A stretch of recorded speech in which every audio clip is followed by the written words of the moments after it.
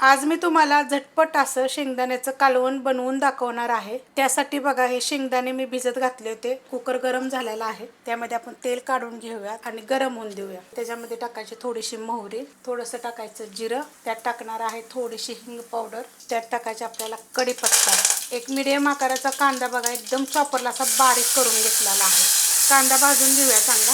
त्याच्यामध्ये आलं, लसूण आणि एक हिरवी मिरची अशी कुटून घेतलेली आहे, हे चांगलं परतून घेऊया। त्याच्यामध्ये एक मीडियम आकाराचा टोमॅटो मी चॉपरलाच बारीक केले, परतून घेऊया। त्याच्यामध्ये टाकायचं आपल्याला चवीप्रमाणे मीठ। मी शेंगदाण्यामध्ये पण भिजत घालताना एकदम थोडंसं मीठ टाकलं तर त्याप्रमाणेच टाकायचं जर तुम्ही भिजत घालताना जर टाकले।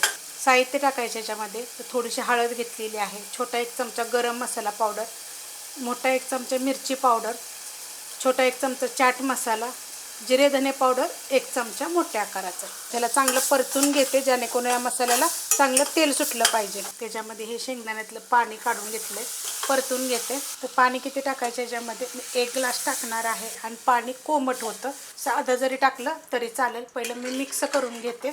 कोथिंबीर टाकलेली आहे, तर ह्याच्या मी काय करणार आहे 3 शिट्ट्या करून घेणार आहे। 4 जरी केल्या तरी चालेल, बारीक गॅसवर 3 शिट्ट्या करणार आहे। कुकरच्या शिट्ट्या झालेल्या आहेत बघा आणि थंड झालेलं, एकदम जास्त पण थंड नाही, फक्त हवा निघून गेलेली आहे।